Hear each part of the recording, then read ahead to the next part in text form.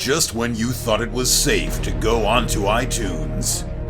This is Next Level Guy, the only website that makes self-development as fun as going to the movies. It's time to take the red pill and escape the Matrix.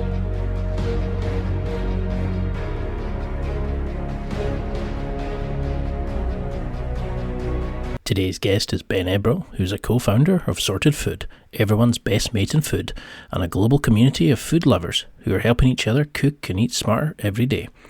Whether you're a total beginner or a well-seasoned foodie, everything you find in Sorted starts with you, so get involved and watch your cooking ability skyrocket. Ben is a professionally trained chef with a first-class honours degree in culinary arts management and has over 12 years' experience in a multitude of kitchen environments.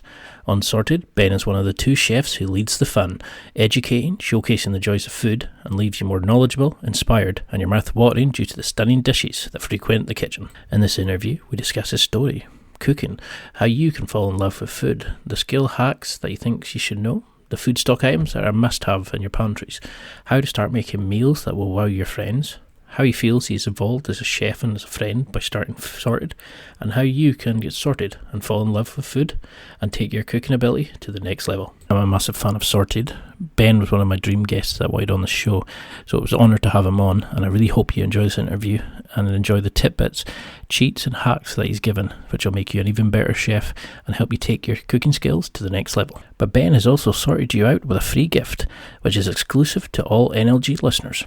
If you wanted to trial the amazing Sorted.club apps, which we discussed in the interview, all you need to do is go over to Sorted, /club/taster, so that's Sorted.club/taster, and you'll find that page will be preloaded with a month free when you sign up. There's no pressure, there's no subscription, you can cancel anytime you want, but hopefully for just £1.25, which is the cost of half a coffee a week.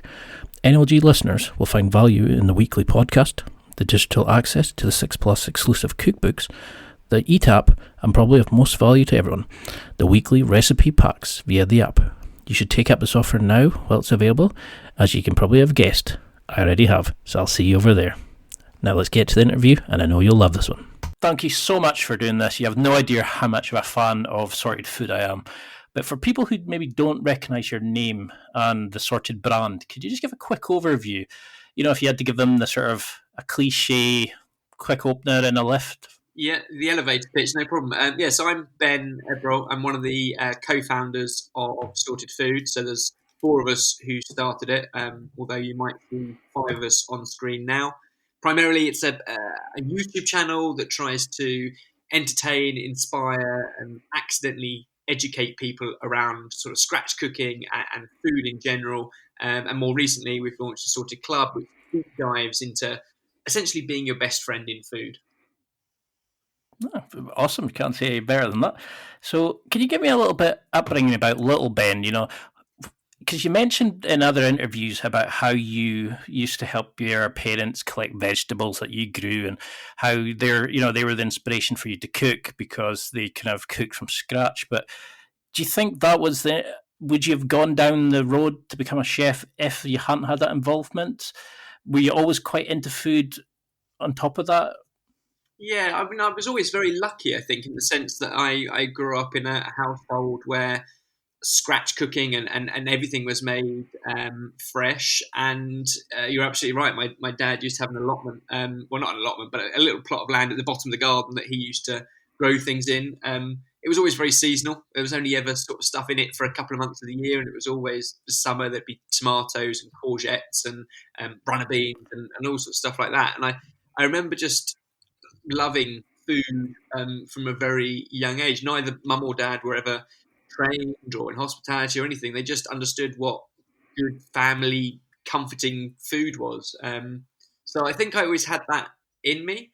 It wasn't until I was 16 and I was looking for a weekend job. And I literally stumbled into a kitchen. It was not really the plan. I looked at garden centres, I looked at supermarkets, I looked at anywhere that would give me a Saturday job. And I ended up in a kitchen. And I think I kind of, that mixture of loving food, knowing what good food was at home, and then seeing the buzz of a kitchen, I think those two things kind of combined. And it's quite amazing how that happens, where you kind of just fall into something and it ends up becoming a passion that you didn't even know you had, or that's something you want to explore. But why do you think Sorted, I mean, it's been going for over 10 years now, why do you think it's still got appeal, and why it draws such a large audience? What do you think it is that sets it apart from other cooking shows? I think I think if I was flying solo with my love of food and cooking, it probably would have had its time, or would never have got anywhere close to what it is now.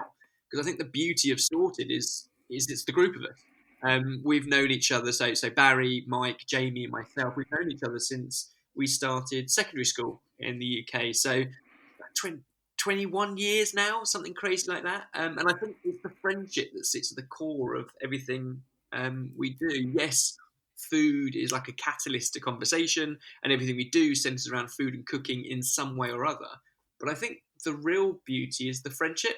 And as long as that stays genuine, which it always has been and always will be, I think it kind of stays relevant because everyone watching can relate to one or other of us, or the dynamic in the group. And if you don't relate to one of us, you know a friend who kind of is that person and plays that kind of role in your friendship group. And I think it's the friendship that is the glue really that's kept us together. Yeah, it's definitely one of the. It's brilliant to watch, and it's like the in jokes, and you see the friendships, and the squabbles, like the family infights, and James is just typical, very Scottish like me. It's like hate everything, but you do the best. You kind of come across as the sort of mother of the group, making sure everybody gets everything. Barry's the little brother. Jamie's probably I think he's probably the dad of the group, and Mike's that kind of. I don't know how to describe. Mike's the kind of that friend, that cousin that you just is balmy and just full of the life, and it works so well, And with the food, you can't not watch a show and learn 50, 60 different things. And I think you said it was accidentally educational. You've got a way of explaining concepts and sort of deep parts of cooking, and sort of advanced terminology that a lot of other shows kind of lose their viewers watching, and you make it fun and interesting by all the little jokes that you have back and forth. But can you go into a little bit, because you said that the audience is 60 to 40% male at the moment. Why do you think it's attracting more males now? Is it, because when we do home economics, like learn to cook and that in school, a lot of kids, boys especially, will drop it. Do we get to a point now where we go to university and then panic because we've got to cook for ourselves? Is that why Sorted and Jamie Oliver, etc., are getting really more males because we now need to fend for ourselves? Yeah, I think you pretty much hit the nail on the head. It's very kind of you to say that you can spot that kind of the friendship there. I think that's what's super genuine, and maybe that's why our sort of community who watch and engage does skew slightly male as well. As I think we always aspire. The Sorted story started around a pub table over a pint, and that's how we came up with the idea of Sorted. Over 10 years ago, as you said, but we always aspire to make sure that everyone's watching feels like they can pull up a chair at that pub table and join us. And I think because we're all guys, maybe that is why it skews slightly male. But you're absolutely right. Perhaps there is a time, certainly back when we were at school, I studied food technology at A level, and I was there were not many in the class at all, and I was the only guy who did A level food. So it definitely skews back at school, and yet when we fly the nest and go to university, graduate and become young professionals, even now as fellow peers starting young families, everyone still has to eat and everyone still has to cook. So I think, maybe there is a bit more reliance on the need to not just do food now and get by, but actually enjoy it. And I think that's where food's become cool again, and hopefully that's what we can share on screen for guys and girls. But it does skew a little bit male.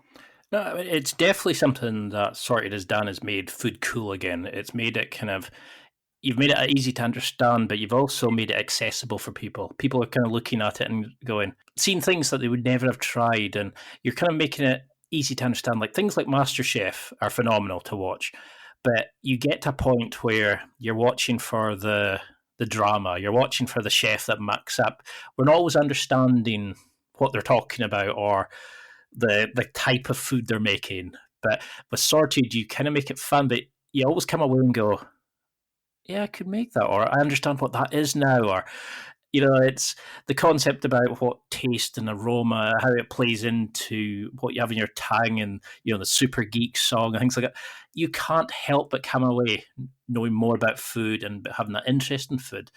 But for guys who are listening who want to get better, and they go to their local shops, they go to their markets, all these sort of things, and they get paralysis by analysis. How do we even start to get better at food? Is it getting herbs? Is it buying 50, 60 different packs and kits and things like that? What advice would you give to somebody wanting to start expanding their cooking repertoire? Well, there's lots of ways of doing it, and it is slightly different for everyone. But I think one of the biggest barriers is almost a fear of getting it wrong, and a fear of perhaps not being taught or not having the skills and the understanding. And it's the fear of the unknown. And what I would say is, if you can find a way just to jump in the deep end and give it a go, generally speaking, you get great results. And if they're not great results, then they're good enough results. You can still 99 times out of 100 eat it, and you might learn how not to do it next time or how to tweak it. So I think it's kind of just committing to giving it a go. I think you're absolutely right with things like MasterChef, very much entertainment-led TV formatting, and I love the show too. But it's so much more about the watching. So much so, obviously, as a show like that, they don't ever publish any recipes, so you're not expected to be able to follow along. You literally just watch it and enjoy it. Whereas we hope to, we always try and test all the recipes that we publish that are, recipes, whether it's in the cookbook or in the new Packs app, and we always looking at ways of simplifying it and ways of cutting out unnecessary waffle and language and making it basically foolproof. And that's what we like to think, that if you can access those kind of simple foolproof recipes that just use a few tips and tricks and hacks, and not being ashamed to throw flavour at it, a dollop of this or a dollop of that, and that's where you can get big flavours in really simple ways. And I think that's a lot of the thinking that we've put into our recent Packs app, which is trying to simplify midweek meals, because nobody has time. Even chefs, once we've had busy days, we still want quick, simple food to throw together. So that's kind of the same philosophy. So jump straight in and just find the simple, easy recipes that you can follow and give it a go, because you'd be surprised at some of the results I think you'll get.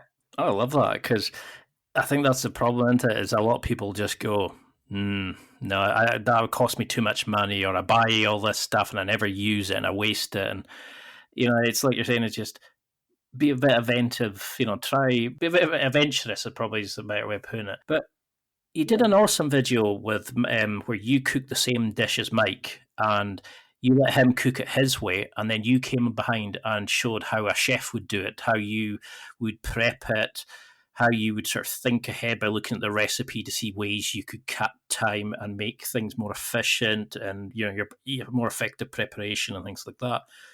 What kind of cooking hacks and tips does a chef have, that could really help people who are coming home from long days, or, gone to, like, when I do jiu-jitsu, so I'm home at 10 o'clock at night.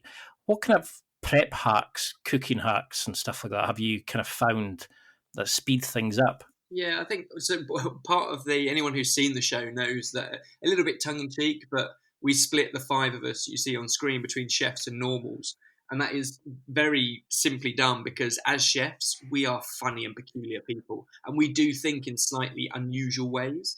And it's not normal. But I think it's the ways that we think, and it's often about a lot of sort of time management. And again, this is where my inner geek comes out. But I love a Gantt chart. Which tasks can overlap, which means you can get it done in a shorter amount of time, or like a game of chess, can you be thinking 4 moves ahead? If I'm going to need to poach an egg at the end, it might be one of the first things you need to do is put a pan of water on to come up to the boil. Those kind of things, the same with pasta, the same with rice. I think as a chef, you tend to be thinking a few moves ahead and multitasking. So I would say, in terms of when you're coming home from a busy day, then it's just taking just a second, just a moment, just to think about the entire recipe rather than jumping straight in and just doing the first thing, and trying to think ahead. What are the time barriers you might come up against, and can you start them a bit earlier? And again, that's the thinking we've put into the audio guides for our Packs app, is to think a bit like a chef.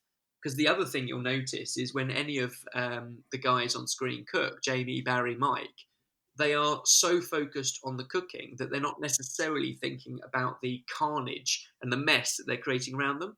And again, that's kind of normal because you're concentrating on the one thing that doesn't come as second nature, which is the cooking part. So part of the thing we've built into the audio guide is, hey, so you just put your pasta in while that bubbles away for a few minutes. Now's a good time to clear up your chopping board and knife and grater and get a sieve ready. Because it's those thinking ahead bits that makes food and cooking more effortless, rather than one task at a time and then getting to one and thinking, oh, if I'd have already chopped that, it could have gone in now, but now I'm going to have to take the pan off the heat because it's burning and I haven't yet done this bit. So it's very much just time management. Because that's the bits I love about your show, is that when you watch the Chefy Chef battles, you really see how you can pack such quality prep and cooking into such a small amount of time by juggling 50, 60 different things, but you can see the step-by-step planning that you have. Does that just come from your time in the service industry where you were cooking at such large volumes? Or, I mean, is this something you can develop yourself, do you think? Yeah, I mean, both James and I, although it's been many years since we've worked in a professional kitchen now, we've both trained in the service industry, and personally speaking, really busy sort of high volume restaurants. I've also done hotel work, which span from fine dining to catering for a wedding for 300 people. And all of those kind of skills, you learn how to, get ahead. The chefy term being mise en place, which literally means get things in place. And by doing that, you stay one step ahead, and you stay in control. I think can you do that at home? I would say absolutely. Not to necessarily the point where you create more work and more washing up and dirty more items. I think in the restaurant trade, if you go into a restaurant, there might be 10 things on a menu, and any one of those things you order can be prepared in 20 minutes, say. And that's because a lot of the hard work and the hard prep has been done in the whole rest of the day by the kitchen team long before evening service. And that might be chopping things up and getting them ready. It might be parboiling. It might be stewing down meat really long and slow. So all you're doing is just doing the finishing touches. You can do some of that at home as well, especially if you're entertaining. There's a lot of dishes that you can get most of the work done ahead of time, so that when your mates come over, you're not having to stress about it. It just kind of unfolds in real time and can be pretty simple, but not to the extent of prepping everything and putting it into lots of little bowls and getting too far ahead, which means that at the end of it, you've got 12 little bowls to wash up. So it's about juggling what's realistic, as well as sort of, getting everything in place. Mise en place is everything. Well, it's something I definitely need to work on. I mean, one thing that I love to do, because I train a lot, is to sort of meal prep. And for people who, like just now, who are looking for ideas for making dinners, which are also going to be, some will be for lunch, what advice would you give to people for making, for bulk buying to make soups and curries and dishes?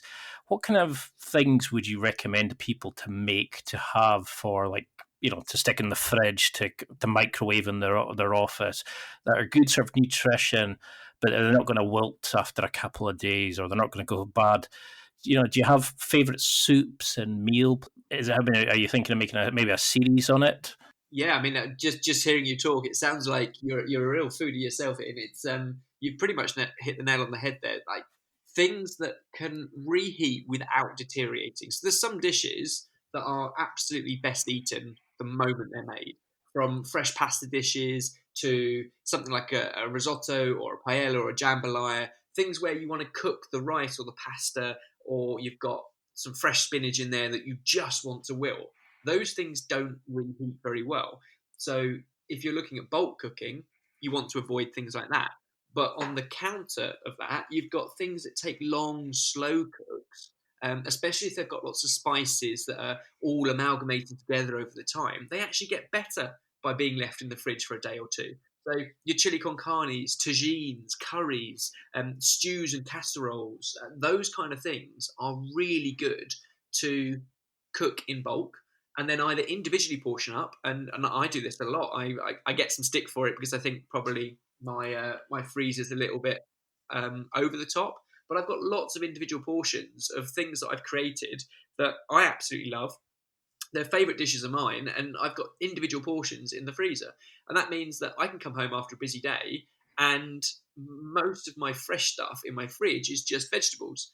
Vegetables have a pretty long shelf life, and what I can do is while I'm defrosting it in the fridge during the day, and then either microwaving it or transferring it and reheating it in the oven, sometimes in a pan on the stove, all you need to do is cook up a few bits of veg and might serve it with some flatbreads or some rice or some couscous or whatever, and you've got a meal that's good to go. But that doesn't have to be solo. I could also pull out 3 different curries I've made across the last 3 months, a portion of each, and you've got a feast that you can share between 3 people if you've got a couple of mates coming over, and suddenly you can rock out 3 curries, a rice, and a couple of naan breads, and it's an absolute feast. But you've done all the work ages ago, and if anything, the storing of those curries has made them even better than when you first made them because all those spices have sort of blended together. I love that. I mean, I was just thinking of all the times I would bulk buy stuff for when a local Tesco food shopping, and I wouldn't know what to do, and it would end up going to waste. But I'm slowly finding meals that I can sort of pack and prep, and that's why I love Sorted. Is you come up with ideas for things, and I go, oh my, I could actually make that. I think it's seeing the normals do it as well, and going, yes, that is something we can do. It's not just a chefy dish. I'm not going to just make a pale imitation. I can actually do what they're making. And you've given me such kind of interest in food and understanding, and just even kind of going the ability to understand that is something a normal person can do. I don't want that to offend every chef, but I mean, do you think that's the appeal of it? That it is the normals. It's showing what is possible with food. It doesn't matter. You don't need to have a qualification in it. You can get to that level.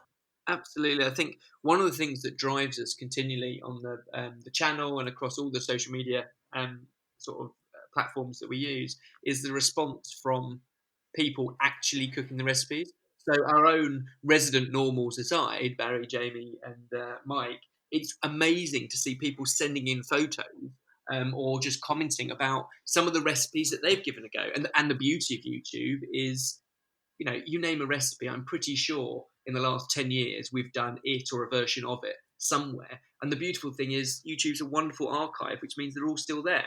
So we have sometimes people sending us photos of recipes that I personally haven't cooked for 5 or 6 years because we're always coming up with the next new thing. And it's so rewarding to see foodies all over the world cooking up these dishes, and it is the pride and the passion they share with those photos. I had to cook for the in-laws this weekend, and I cooked your version of X, Y, or Z, and here it is. They loved it. Thank you very much. And those kind of parts are really, really cool because these aren't chefs. These are just people dotted all around the world, applying their own twists and turns to these recipes that make them their own as well.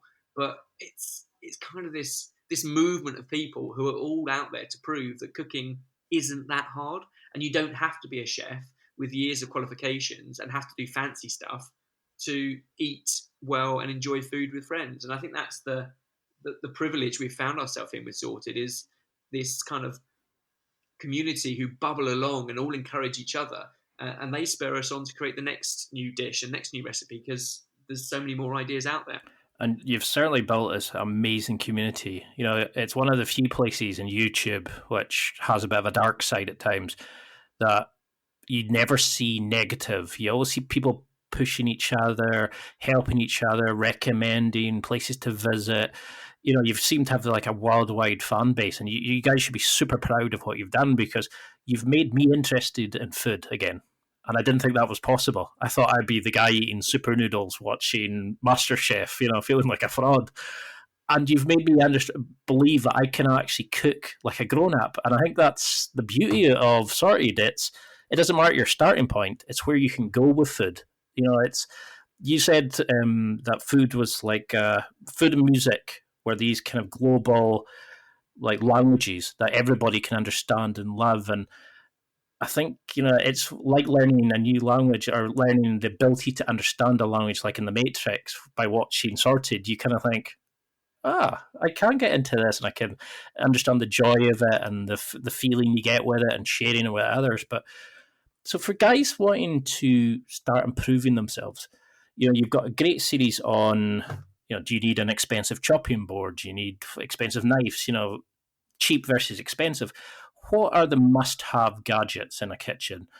I mean, is there a set list that you think every guy should own? Yeah, and I think we've tried to trim it back because we do a lot of the stuff, and depending on what kind of food you love, depending on where you are in the world, there's certain things that might be more useful to you.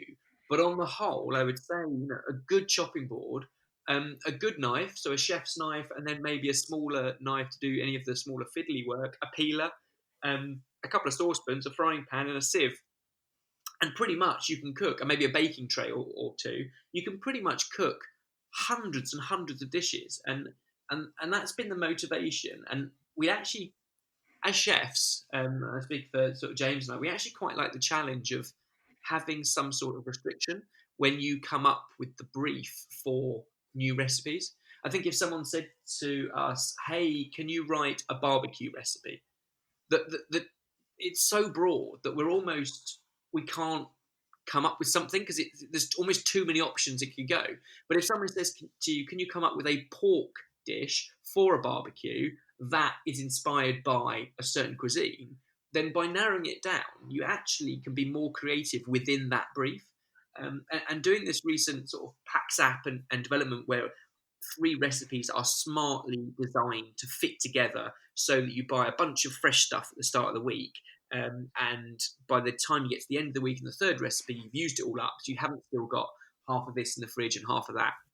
They're cleverly composed so that it makes sense and there's less food waste and you're saving money. But part of the restriction was we kind of want all these dishes to be cooked in half an hour because that's realistic of a midweek meal. We kind of want all of these dishes to be cooked with the basic equipment. So we're avoiding, big food processors or blenders or liquidizers or anything like that. It's just trying to cut back to basics. And you'd be surprised at just how many inspiring and awesome dishes you can come up with the most basic equipment. So I think to your point, you shouldn't be sort of worried about, if I'm going to start cooking well, I've got to go and spend hundreds and hundreds and hundreds of pounds buying dozens and dozens of things for my kitchen. You can get by with the basics and do some great stuff with that. I love that answer. It's because that's the scary thing for a lot of people is what's the entry point? Do I have to go and buy, like I'm off to do a sport, I have to pay hundreds of pounds for the pads and the kit and that, and that's before I've even played one sort of minute of it. But with cooking, it's great that you can just pick up small items like you're suggesting. And in like your great videos, you do mention about you don't need the most expensive, but if you are going to shop, you pay a wee bit extra, or as you develop, you can spend a bit more here, save a bit of money here. And those are the videos that I find that really are really helpful. Do you know who Tim Ferriss is? Yeah. Well, in his awesome 4 Hours Chef book, he talks about like learning to use a chef's knife by, I think he was watching television and he was cutting various things using the knife. So he said that like to develop the skills of the knife, because that's what puts off a lot of people is how long they do to cut veggies and stuff like that for soups and all these kind of things. He does it while that you're away from that stress point, so that you can actually develop the skill without going, "Oh God, I need to do this in 2 minutes because the thing's ready to boil," or whatever. What other hacks like that have you found to learn the skills? Is it just having a bit of fun and messing around when you're not cooking dinner, or are there things we can be practicing away from cooking that would help our cooking, if that makes sense? I think I mentioned time management before, and I think that applies to every part of our lives, and is super helpful in being organised in the kitchen. But I would also say there's a number of very simple core skills, and you don't have to learn them all on day one, and you don't have to learn them all on, when you've got people round for dinner and you're pressured to do it now. But you can take one or two to pick up, and once you've got those core skills, then you can take them 101 different ways. So an example would be something like a roux sauce. So flour and butter in equal measure, maybe a tablespoon of each, cooked together into a paste, and then you slowly add in milk. And it's seasoned and often with bay and things. And there's a very classical way of doing it, but ultimately, once you've got that basic skill and you've done it a couple of times, so you can do it lump free without the stress and the pressure, then you can create so many things with that. Yes, you can turn it into a cheese sauce, but you could also take out the milk and add in a chicken stock, and suddenly you've got like a velouté, which sounds really fancy and chefy, but it's basically just the same thing with one ingredient changing. And then you can spice it. You can finish it with so many different herbs, or use it to bind. You can use it to put on top of a pizza base instead of a tomato sauce. There's so many applications for that same simple 3-ingredient thing: butter, flour, and then milk. And then you only have to change one or two things each time, and you've got so many things you can do. So I would say it's about going back to pretty much the way that chefs are trained: core French technique, like a roux, but then working out how you can adapt it to fit the kind of cuisine and the food style that you love. Because once you can make a roux and you can add cheese to it and you can boil pasta, then everyone can make an absolutely incredible mac and cheese. And it's comfort food that everyone wants. I love that. I love the way that you can look at something where a lot of people would see an empty fridge. You see potential, 3 or 4 different meals. And I think that's the thing, is we kind of look and go, oh, I know a simple meal. Well, we don't experiment. It's scary to us to try that. And I could just hear Jamie and Barry's voice when you said velouté there. I could. Yeah, Yeah. It's one of those kind of cliche ones that's going to stick in my head now. But what would you say to people then? Like, what are sort of must-haves to have in their sort of pantry, their fridge, their freezer? Do you have like an idea of like a stock cupboard that people should have? Because I've tried buying spices, and I'm then sitting looking at them going, yeah, they're out of date now. What should we have in? Is it worth buying spices and throwing a bit into like a pork dish to see what happens? Some chili flakes over here and stuff like that.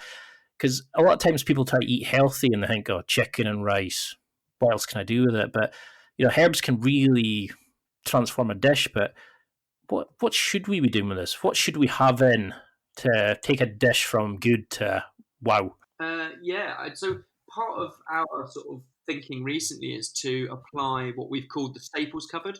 So slightly hypocritical, having just said you don't have to go out and buy a whole bunch of equipment to get started in the kitchen. And what I would say is go and fill up your cupboard with a dozen or so great ingredients that can be used across so many things. And you don't have to get them all on day one, but build up this collection over time. And it tends to be things like curry powder, because it's already got a blend of so many spices that somebody has already put in the perfect ratio. So why not use that? Use somebody else's expertise. They've done that for you, so use it. Maybe get some dried herbs. Something like oregano goes a long way. Smoked paprika, that kind of smokiness just adds a depth to quick cooks that you would typically associate with longer, slower chili con carnes or barbecue style food. So those kind of spices are really good. But one of the key things I would say about sort of elevating food and giving it some real life is thinking about seasoning food. And I actually, even as a chef, I didn't realize what seasoning or where the term seasoning came from. But it's a very, very, very, very old word. And it was basically about adding stuff to food to make it as good as the season in which it is at its peak. So, for example, tomatoes in tomato season, you don't have to do anything to them. They're just delicious. Whereas the rest of the year, when they might be below par, then you used to have to season them, add something to it to make it as good as when they're in season. Oh, I didn't know that. And No, honestly, until a couple of weeks ago, nor did I. It was quite a revelation because we've always talked about seasoning, but I think one of the things that people forget when you season, it's not just about throwing salt at things, or even just salt and pepper. It's a balance, and we call it the seasoning triangle. And a triangle obviously has 3 points, and you need to try and get them in balance. And one of those points is salt, but another one of them is sugar, and a third one is acid. And by acid, I mean like vinegar or citrus or something like that. So in your store cupboard, you should absolutely have a vinegar, like a white wine vinegar or a cider vinegar. And maybe in the door of your fridge, always keep a lemon and a lime, because a squeeze of lemon and lime or a splash of vinegar, along with a pinch of salt, and along with sometimes a pinch of sugar, if it's not a naturally sweet thing, those three things in balance can make even the simplest of food absolutely delicious. But you need those three in balance. So in that staples cupboard, make sure you've got a handy vinegar and or a lemon and lime in the fridge. I know what I'm getting the next time I go shopping. I think I made the mistake of probably like a lot of guys do, is go in and buy in bulk, and I'll buy a bit of this, bit of that, without a plan for it. And I think that's what I really like about your video and your contents is there is that explanation of, use this, and you can see how you can use it in a variety of dishes. Like every time I go into one of your videos, I go, oh, there's a staple, there's something that they're constantly using. So I go and get that rather than buying the 50 or 60 things. I buy the one or two things that I'm going to use regularly.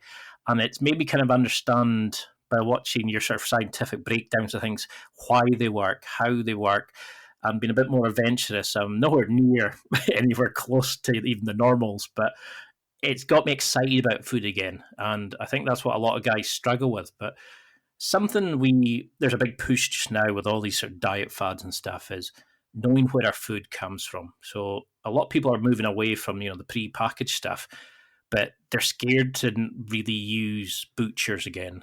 Even though they're amazing places, they're scared to use like the markets with all the different veg and options that are available there. And some of your great videos are people going, you and James going out and spending £20 to make a proper meal. How can we use butchers? How can we use farmers markets, like food markets, these sort of things, the best way effective? How can we work out what to cook, how to get inspiration? How do you use them as a chef? I think it's a very simple answer, but it's not necessarily simple to put into practice. And the simple answer is ask. Just like I said with the curry powder, somebody else with a lot more expertise than us has made the perfect blend of those spices. So use that. And I think it's the same with butchers, with fishmongers, with a greengrocer, or whoever you've got access to in your local area. They have a huge amount of passion for what they do. They have an incredible amount of expertise and knowledge in the one thing they do. They do it better than everyone else. So don't be afraid to ask. Now, that's all well and good, but when it comes to practice, I think as a generation, we're not very good at asking. And possibly, the stereotype, blokes especially, we hate to ask for even directions. And I think in the generation we're in, we'll always go to tech to find an answer. And there's even apps now so you could get your food delivered by tapping a few buttons without even having to pick up the phone and speak to someone. And I think it's that disconnect. And we're almost ashamed that we don't know enough about food and that we have to ask, because food is the most basic thing and we eat it, 3 times a day. So we almost feel like we should know. But the reality is, certainly I'm speaking from the UK's point of view, there's been a couple of generations where we weren't necessarily taught cooking and nutrition at school, albeit there might have been some food technology. And therefore we have this kind of knowledge gap. But I don't think it's not a problem to ask and to walk into the butchers and say, hey, I've got 10 quid to spend on some great meat this week. What would you recommend? And that butcher will tell you, do you want, one amazing thing for your £10, or do you want to try and get, 3 or 4 meals out of your £10? And what's the bread? And then they will find something that's seasonal and good value. And, I'll tell you what, I've got these in at the moment. Why don't you try this? and you might go, I don't really know what it is, and that person will be able to tell you, well, if you do X, Y, and Z with it, you'll be fine. And I think it's almost getting to know those local butchers. That said, we all often are short for time, and we do resort an awful lot to online delivery and things like that, which means you're not asking the questions, and therefore you're Googling an answer. And I guess that's to some extent where Sorted comes in, because YouTube is, the second largest search engine. So hopefully, if you have got a question, there'll be an answer online. But don't be afraid to ask, even if it is online. But even better if you can ask somebody who's got that expertise and knowledge in your local community. Well, now would seem a great time to take a quick break there and tell you about my affiliate schemes and how they can help you get better and better in your own life. There are millions of potential products to buy, and how do you know which ones are worth your hard-earned money and which ones just plain suck? It's simple. You go to www.nextlevelguy.com/affiliates and explore the products and services I recommend that will transform, improve, and involve your life. I have set up some awesome deals with some amazing companies. I will recommend these products, books you should read, and tools I think you should buy. I only recommend products that I've tried or believe in, and all recommendations and reviews are 100% honest. Furthermore, on this page, you will find any suitable special offers, listener-exclusive deals, and discount codes that I am sent. There really is something for everyone here. It doesn't matter if you're buying for yourself, a special occasion, or someone else in your life. You can find whatever you need here. There's a wide range of companies to showcase on the page. Companies that will make you a better athlete, a better lover, a better man, or better than all areas of your life.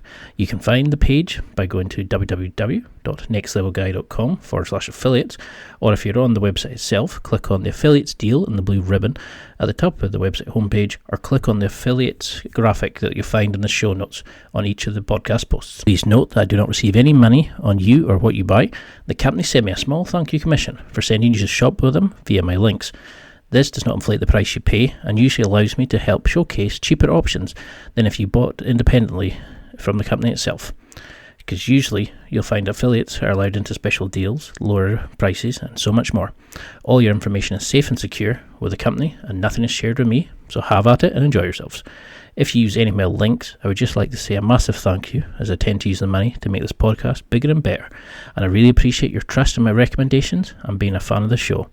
Now, let's get back to the interview, and I hope you're enjoying it. It's like my mum used to say, if you've got the question, 10,000 other people have had it already, and Google it. And I think that's the beauty of Sorted. It's like an encyclopedia of questions, and then you expand on things we didn't even know that we were interested in. You definitely have like an amazing level of content showcasing skills, pretentious ingredients. You look at like all the amazing gadgets and things like that. But something that I absolutely love from the show is the friendships. But what has spending 10 years working with your friends, building up this, you've got your own like offices now, you've got your own, like, was it 15 or 16 people you currently have on the staff? Yeah, it's an amazing team that's around the carnage that you see on screen. It's the team behind the screen that make actually the content as great as it is. Well, you all do a fantastic job, and it's you all have your roles, and you built up this amazing community, and it's so inspiring. But what has that taught you about friendships? You've said that you've never fallen out to a point where you can't resolve it over a pint. What is working with your friends and seeing them evolve and getting married and having kids and things like that? What's this taught you about friendship, about working with friends, resolving issues? Has it deepened your friendship? Have you ever gotten to the point of thinking, nah, that's it, I need to go do something else? Or has it kind of made you understand each other on a deeper level?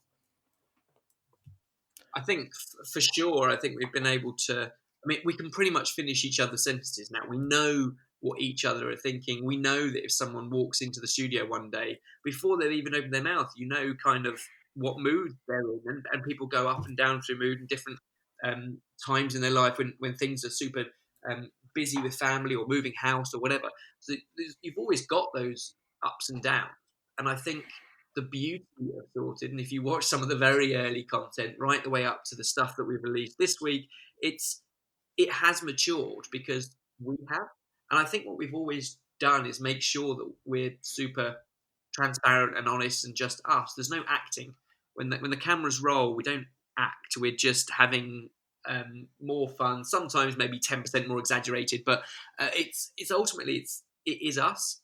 And where we started, it was very much student food and budget food, and we did cake in a mug, which was how to whip up a chocolate cake in a mug with just a teaspoon and a coffee mug and a microwave in about 5 minutes.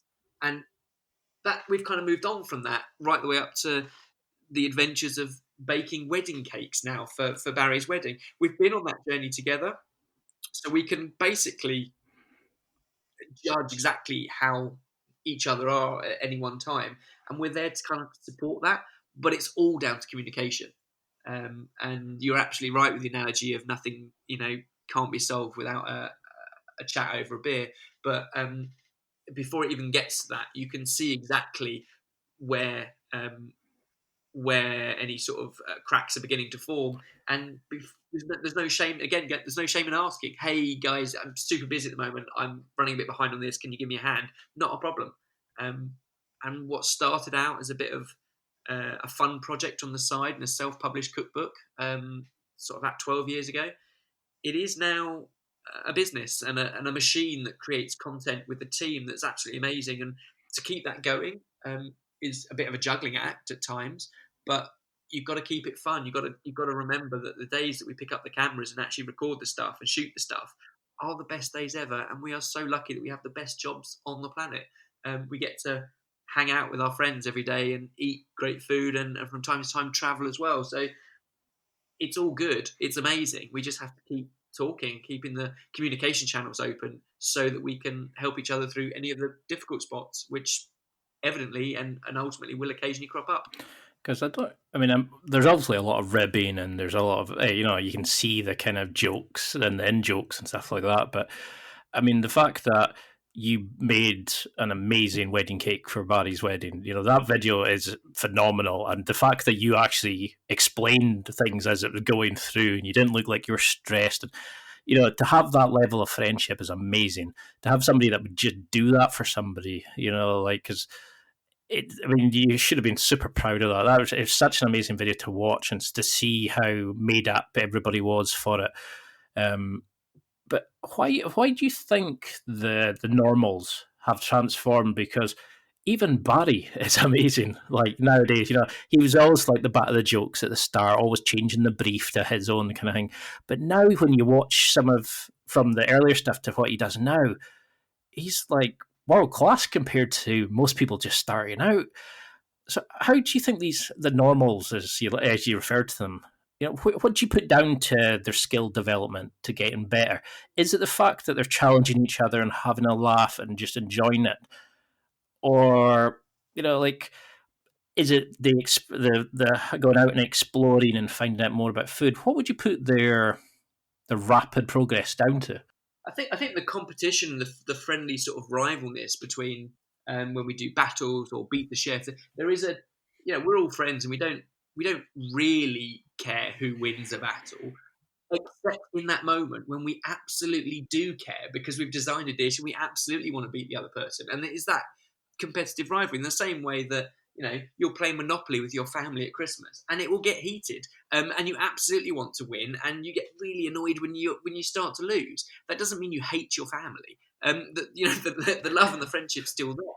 I think the rivalry pushes boundaries and encourages them to try things that perhaps push an idea a little bit further than you'd necessarily thought or would be normal or average. And I think that helps. But as does all the travel that we're very fortunate enough to do and experiencing food and reading all the comments. All the places that we haven't travelled to, I can guarantee you we've had comments from people who live there, who know the cuisine better than we ever could if we spent a week there just trying it. The great thing about Sorted is this community where everybody collectively will always have an answer and knows a lot more than we ever could. So I think, they're not really normal anymore. As fun as it is to jest about it, they have developed incredibly, and they're all real in-depth foodies. But we're all still learning. James and I especially, because we have to challenge ourselves to constantly learn new stuff and discover new things in the world of food. And don't forget, the world of food is constantly changing. Perceptions 10 years ago, we would never have used the V word, vegan, because it was such a small minority of people that it would actually put off everybody else. So we never really did anything that was vegan. Even if the dish was vegan, as so many dishes naturally are, we wouldn't use the V word. And yet now it's something to be celebrated. And that, that's just in less than a decade. Times change, food trends change, and we're all able to constantly adapt. And I think that's why, as we've sat in the middle of this food conversation that bubbles along, even the normals, or especially the normals, have been able to learn so much.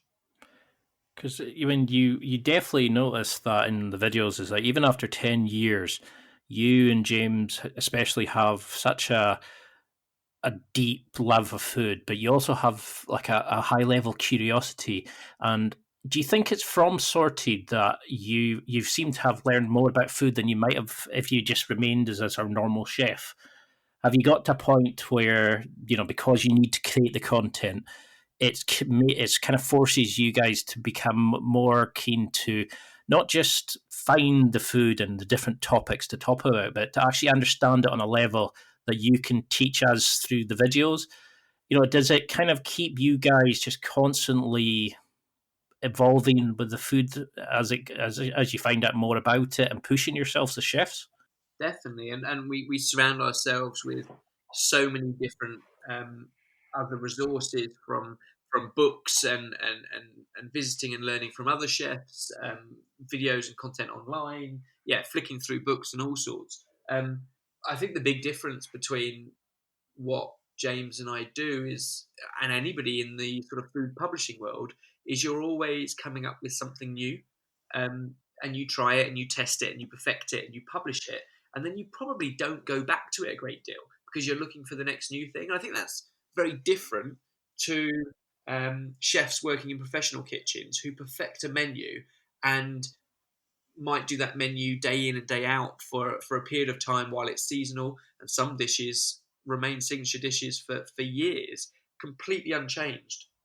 And that's a very, very different skill to be able to perfect something and just hone it to the point where you are the best in the world at that particular dish. That's a very different skill to what we do, which is, as you say, a bit of a jack of all trades and constantly immersing ourselves in more stuff to find out where the next conversation is going to go.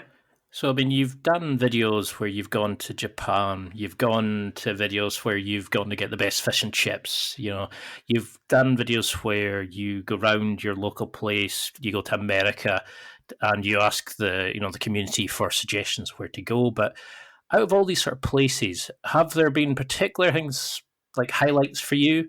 Is there things that you've looked and thought, I want to go and investigate this on my own?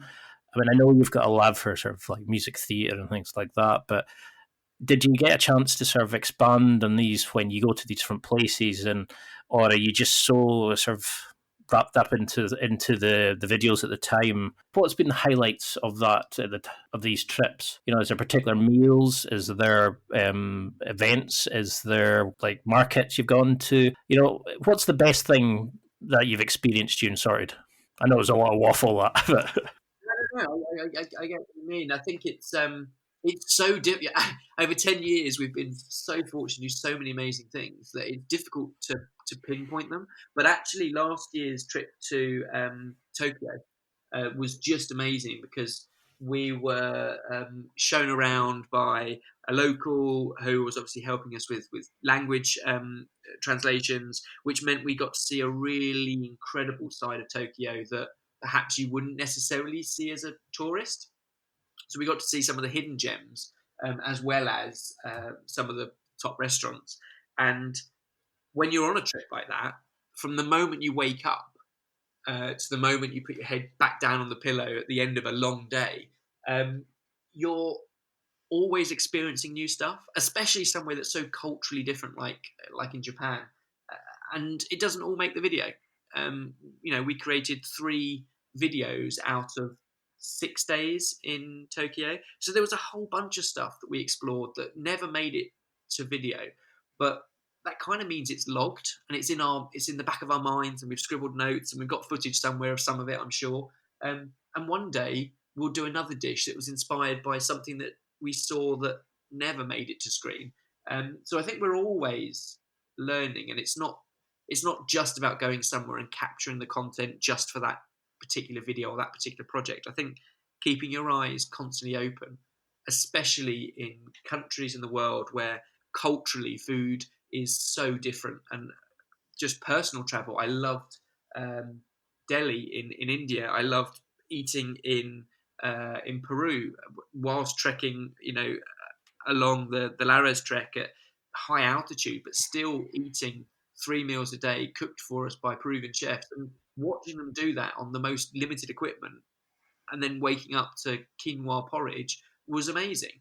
And there's a reason that it appeared in our AM breakfast menu, because it's just such a cool concept that if you don't keep your eyes open and your ears to the ground and ask the local recommendations when you travel, you miss out on all that good stuff. Yeah, because it's certainly something in it is that people just go to the touristy bits because that's what they Google and find. But that's the beauty of the sorted community, is they give such phenomenal answers, they recommend places, and then you go and find stuff and you showcase these amazing businesses, which then people go and visit. And you learn so much about it, but you learn so much about the culture and the people and their way of food. And you've got a way of making it all very accessible and understandable for everybody, regardless of what kind of level or starting point they've come to for their videos. A lot of people don't know much about like the Japanese style of cooking, for example. But when I came away from it, I thought I was a sake expert. It's just from understanding. I knew of sake, but now after watching your videos and the explanations and infographics, I was like, right, I want to go try some. That's amazing. You've got this great way of kind of encouraging people.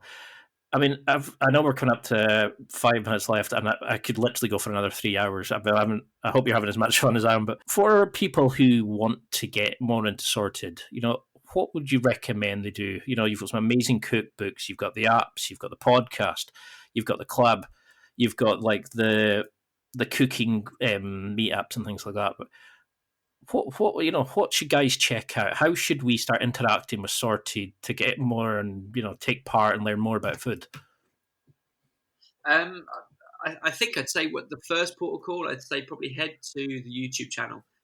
So Sorted Food, and the good thing is it's nice and easy. So Sorted Food, SORTED food across everywhere. So Instagram, Facebook, Twitter, YouTube, all the same. And I think if you go to the YouTube channel and just have a flick through some of the videos of some of our most watched and or recently uploaded, you will see some stuff that hopefully you'll enjoy and get lost in that world of food exploration. And then if you're in a bit of a rut where you find that food is sometimes a little bit difficult, or it's a bit stressful, or there's just too many decisions to be making around food each week, then the Sorted Club is definitely for you. So sorted.club. And if you head over there, the website will explain it all. But basically, access to 4 tools. So podcasts that you can stay up to date with latest food trends and topics. A Sorted Eat app, so you never have to make a naff restaurant decision again when you're in a city that you're visiting. We've got the Sorted Books, so you can get digital access to all the cookbooks we've published in the last couple of years. So I think that's tallying up to 7 amazing books that we've created with and for our community. And finally, the Packs app, which I've mentioned a few times in this podcast. But that's just simplifying midweek cooking. And you get all of that as part of the Sorted Club membership. It truly is an amazing deal. And it's something that I never, I wouldn't even, I've seen all these like fresh food kind of apps and deliveries and things like that. And, we can order food now without having to go outside. In fact, you can order a date, like on Tinder and all those kind of things. And I think we've lost that touch of, working with our hands, knowing where our food comes from, cooking with our food, speaking to people. And it's what it brings, that social aspect of cooking for others, eating with others, going out and learning and eating and having that social experience with each other.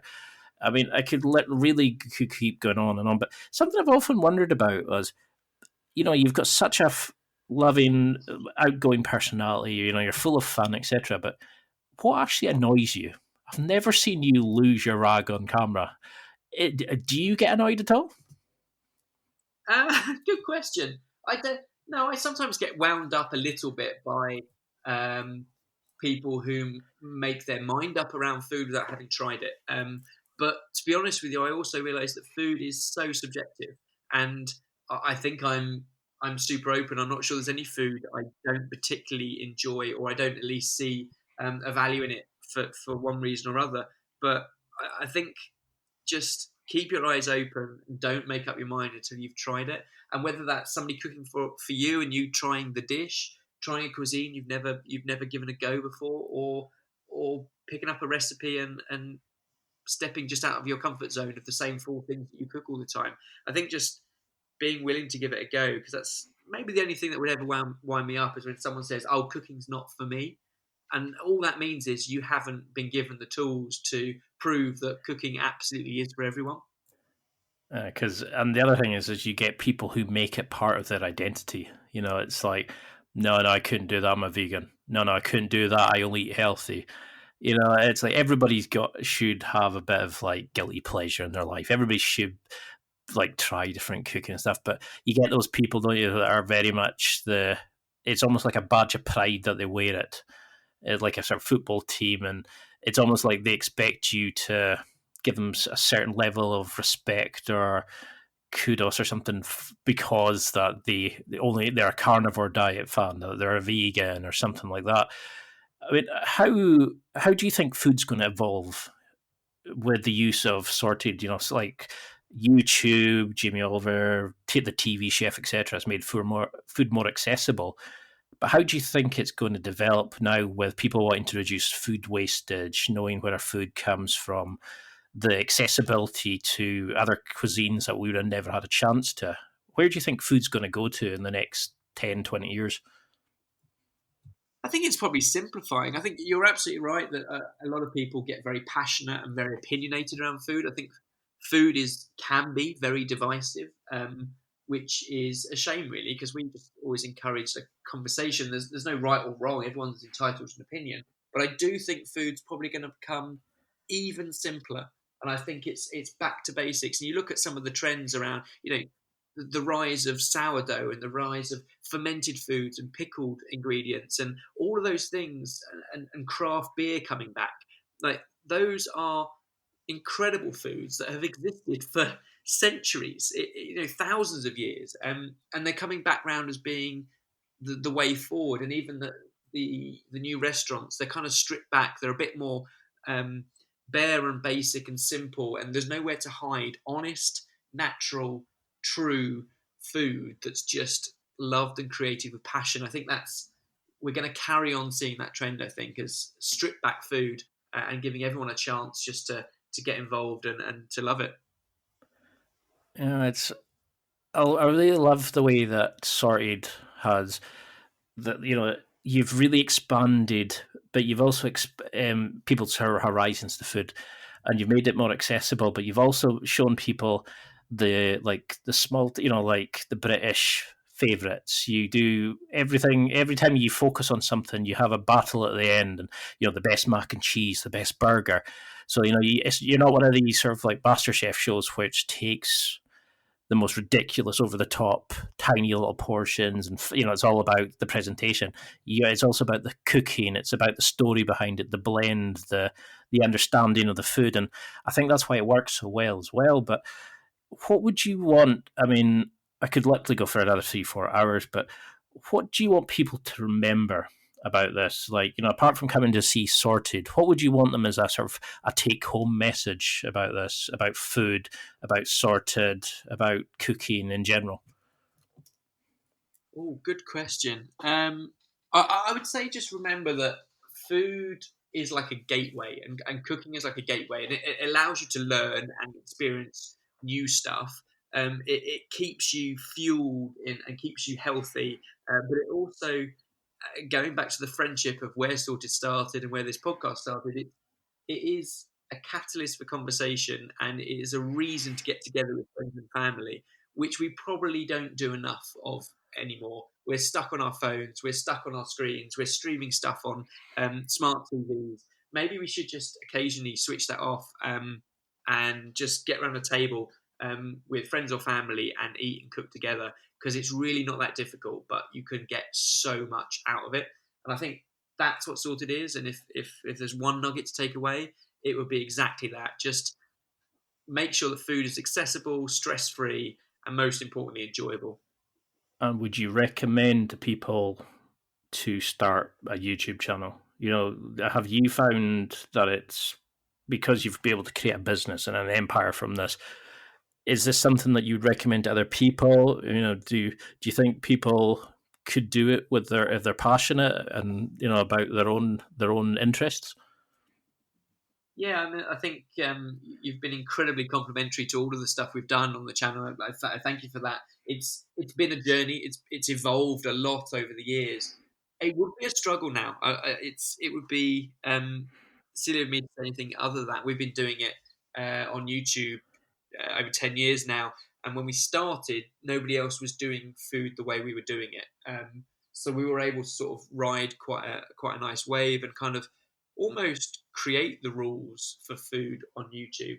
But that said, if you've got a passion for something and you love it and you put in the energy, then there are audiences out there and communities of people who want to engage in what you have to say around food. So anyone can start it. I think we were just super lucky that we started it so long ago, and we've been able to sort of ride that trend as food has become cool again. It's something that people like to label themselves as. Being a foodie is a good thing. Well, you've certainly made it cool again.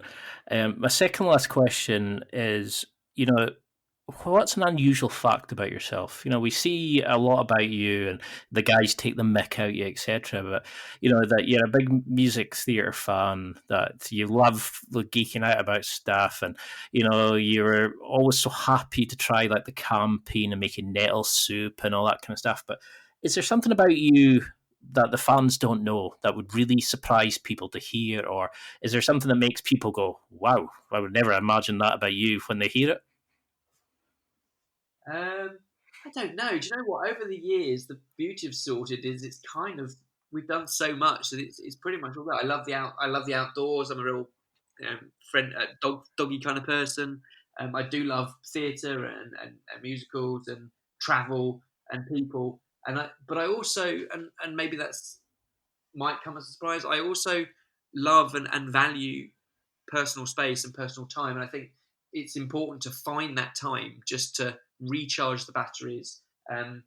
Just grab a book and a quiet space, and actually it's not all about always being there. Although it's what we talk about on screen and socializing with friends and family, it's also important to find that time just to recharge for yourself as well. I think that's super important. And sort of, and now for being the uncle to Barry's child and to being the uncle to Jamie's child, has this made you start thinking about marriage, kids yourself? It's definitely on the cards, but yeah, it hasn't come around yet. I'm married to the job. It's a scary thought. For a while there, me and my brother were each other's plus ones for family weddings. We were both he's just all loved up, and I'm sitting there going, "Great, now I'm going to get everybody asking about that." I'll have to get you to make my wedding cake. Make another video like that. Yeah. But honestly, I am an absolute massive fan of Sorted. I probably have, watched every video over and over again. It really is inspiring to me. And I love the fact that you've got a Scot there. I love the fact that you all get on so well. And, and you've made it food fun again. You made it accessible. But for people listening who now want to jump in and find out more, just mention again that, where can they find out? Where can they sign up? Where can they speak to you guys on social media, come along to the clubs again? I really want to just drive as many people to the site as well, because Sorted is amazing, and I think you should be super proud of what it is. So it's a perfect time to just throw out the handles again.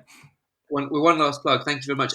So Sorted Food on YouTube and across all of the social channels. And then if you head to the website sorted.club, you'll find everything you need there. That's it for another week. Thanks for listening. Absorb it, practice it, use it. Until next time, keep trying to hit that next level in your life.